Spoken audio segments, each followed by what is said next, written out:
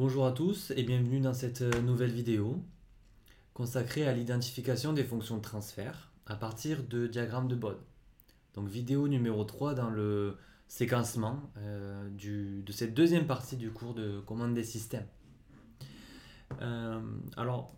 Les objectifs. On va voir comment trouver une fonction numérique, vraiment trouver la fonction numérique de la fonction de transfert.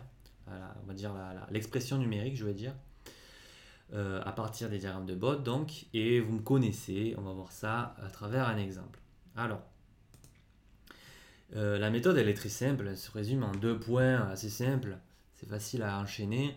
Première chose, c'est qu'on va tracer le diagramme de Bode asymptotique, puisque nous, le diagramme de Bode qu'on vous donnera, il sera réel, et il vous faudra retrouver l'asymptotique pour ensuite dérouler la suite de la méthode. On va voir comment le faire. Ensuite, il vous faudra identifier l'ordre. Donc l'ordre, maintenant, ça vous parle si je vous dis que la pente est à moins 20 dB, c'est un ordre 1. Phase à moins 90 degrés, c'est un ordre 1 aussi. Donc pareil, pente à moins 40, on passe à l'ordre 2. Phase à moins 180, etc. etc. On passe à l'ordre 3 si on a une pente de moins 60, etc. Je ne vous en parle pas des ordres supérieurs à 2 parce que une fois qu'on sait faire l'ordre 1 et l'ordre 2, le reste, ça va tout seul en général. Donc voilà, on se concentre sur ça. Et une fois que vous avez ça, c'est facile. Si c'est l'ordre 1, vous avez deux coefficients à trouver, à lire graphiquement en fait. Pour trouver K, c'est simple. Vous savez que 20 log de K, c'est égal à Q, c'est-à-dire la valeur en décibels que vous lisez dans la partie linéaire de la fonction. Vous isolez K de cette formule-là. Donc vous tombez sur cette formule générale. Et taux, ensuite, c'est facile. Vous lisez oméga, la pulsation de coupure, vous faites 1 sur cette valeur-là et vous retombez sur taux. Vous allez voir tout ça à travers des exemples comme d'habitude.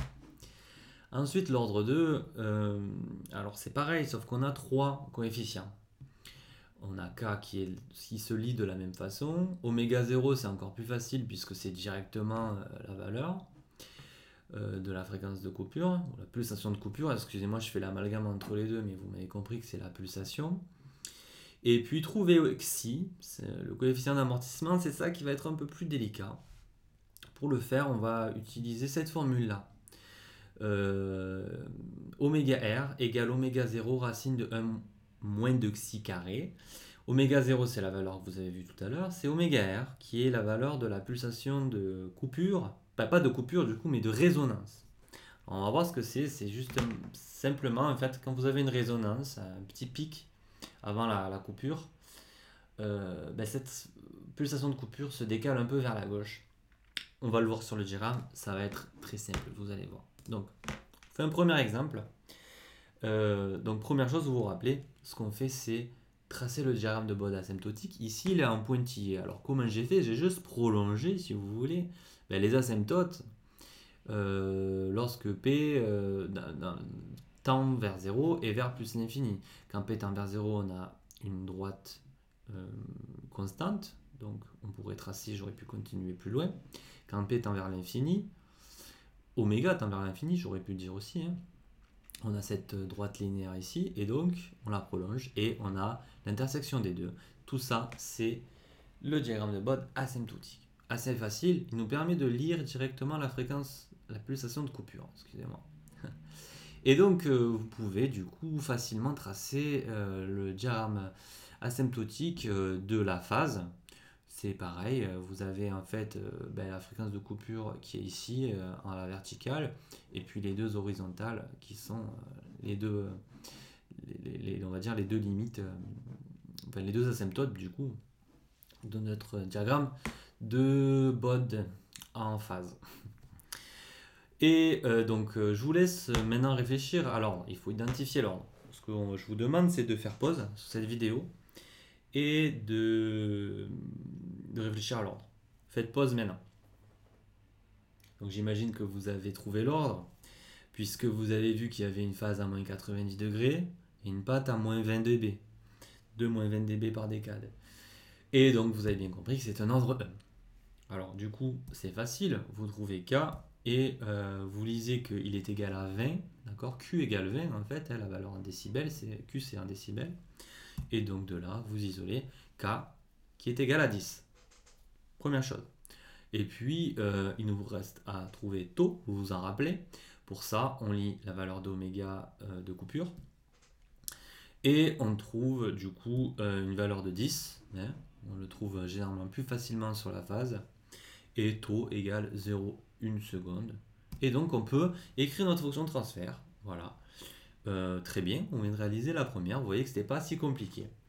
On va faire un autre exemple, cette fois avec l'ordre 2. Alors j'allais vous dire, réfléchissez à l'ordre, mais vous vous en doutez que c'est un ordre 2, je viens de vous le dire.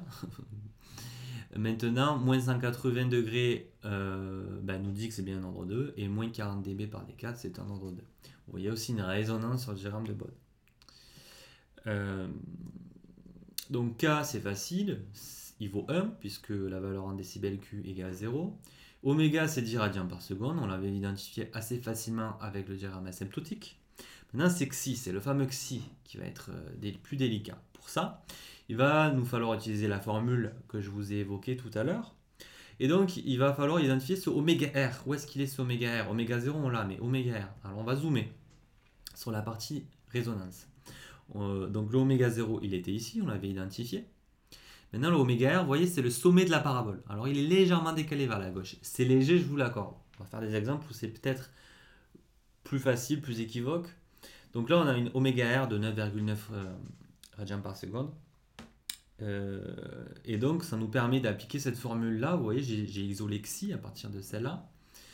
Et du coup, on trouve un Xi de 0,1. Voilà, c'était pas très compliqué. Vous n'avez plus qu'à remettre en place dans la forme générale. Et voilà, vous trouvez votre fonction de transfert. Donc, comme d'habitude, je vous invite à faire le test. On va voir, vous allez voir dans le test, on va peut-être pas forcément appliquer ça, on le fera plus en détail dans les TD, mais dans les TD, voilà, ces deux exemples étaient faciles. Dans les TD, on va avoir des exemples un peu plus compliqués, vous en doutez. Mais une fois que vous avez compris les bases de cette méthode-là, on pourra aller plus loin. Vous allez voir que c'est pas si difficile que ça. Voilà, je vous invite à faire le test. Merci.